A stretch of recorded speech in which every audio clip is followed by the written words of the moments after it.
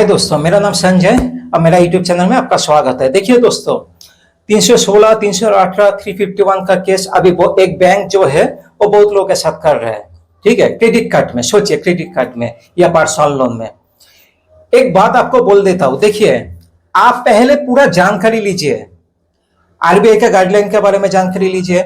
आप अगर credit card default कर चुके हैं, उसका पैसा दे नहीं पा रहे, या पर्सनल लोन है उसका पैसा आप दे नहीं पा रहे, तो आपके साथ क्या क्या हो सकता है, आगे आपको क्या करना चाहिए, उसके बारे में जानकारी रखिए। ऐसा नहीं हमेशा डर डर के रहिए कि ये तो कोर्ट केस हो गया, ये तो सामान आ गया, ये हो गया, इसमें घबराइए मत। देखिए एक बात आपको बोलता हूं, आपका प्रोफाइल अच्छा था, आपका सब कुछ अच्छा था, आपका बिजनेस अच्छा था, आपका इनकम अच्छा था, सब कुछ अच्छा था, तभी तो आपको क्रेडिट कार्ड या पर्सनल लोन मिला। ऐसे नहीं तो किसी को अरे गरे को पर्सनल लोन या क्रेडिट कार्ड दिया जाता है। तो ये बात हमेशा याद रखिए, आप अच्छा आदमी थे, अभी भी अच्छा आदमी है। हाँ, आपका आर्थिक हालत अभी खराब हो गया, इसलिए आप पैसा दे नहीं पा रहे क्रेडिट कार्ड का या जो भी है पर्सनल लोन का। इसका मतलब तो ये नहीं है आप बुरा आदमी हो गए। तो ये बात हमेशा दिमाग में रखिएगा, आप बुरा आदमी नहीं है, आप अच्छा आदमी है।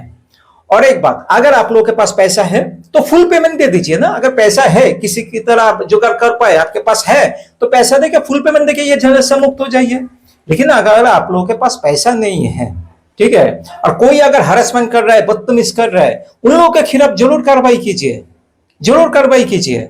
ऐसा चुपचाप मत रहिए।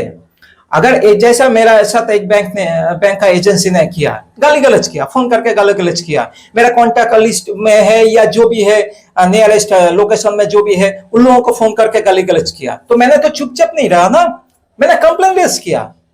तो चुपचाप मत रहिए। अगर चुपचाप रहिएंगे तो देखिए ये आपके साथ बदतमीज करता रहेगा।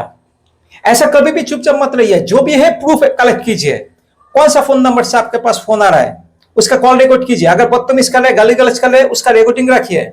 उस रिकॉर्डिंग के साथ उस बैंक का नोडल ऑफिसर को मेल कीजिए। ट्विटर में जाइए, अभी एक्सेंजल नाम हो गया ना, उसमें पोस्ट कीजिए, उसमें निर्मला सीतारमण, प्राइम मिनिस्टर और उस बैंक को, आरबीआई को, सबको टैग कीजिए। उसमें कार्रवाई होगा, जरूर कार्रवाई होगा। देखिए मेरे घर में आया था एक बैंक में, मैं जो लोग पुराना सब्सक्राइबर है उन लोगों को मालूम है, मेरे घर में आके एक बैंक का एजेंसी वालों ने बहुत बदतमीज किया, बहुत बदतमीज किया, उल्टा सीधा बोला। उसका रिकॉर्डिंग मैंने रख दिया था, मैंने मोबाइल पकड़ के रिकॉर्डिंग किया था।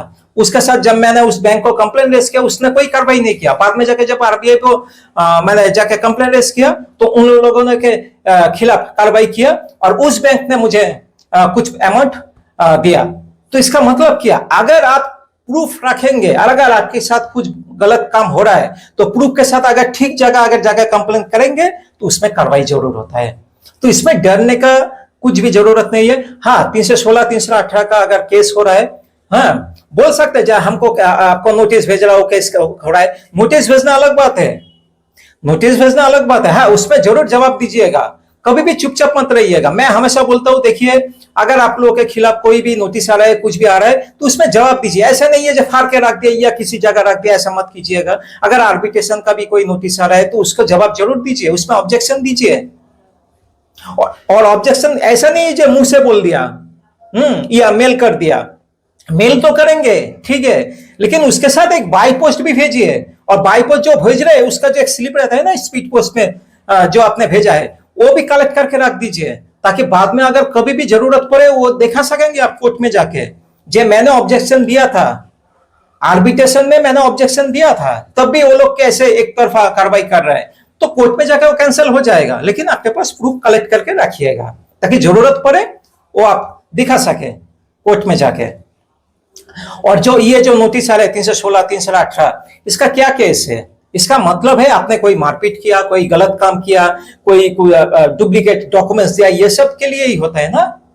तो आपने तो ये सब कुछ भी नहीं किया, तो आपके खिलाफ ये सब उल्टा सीधा केस कैसा हो रहा है? तो ये भी कोर्ट में जाके ये कैंसिल हो जाता है। ऐसा नहीं है जो ये चलता रहेगा कंटिन्यू आपके खिलाफ, ऐसा नहीं होता है। एक बिल लेना पड़ता है और उसके बाद जो भी आप मतलब जैसे ही आपका कोर्ट में जाएंगे तो ये कैंसिल हो जाएगा, क्योंकि बैंक के पास तो कोई प्रूफ नहीं रहता है। बैंक से देखिए ये सब किस लिए किया जाता है, ये सब आपको मेंटली हैरेसमेंट करने के लिए। सिर्फ आप इस सिटी में हैं, आपके खिलाफ दूसरा सिटी में केस कर देगा, किस लिए?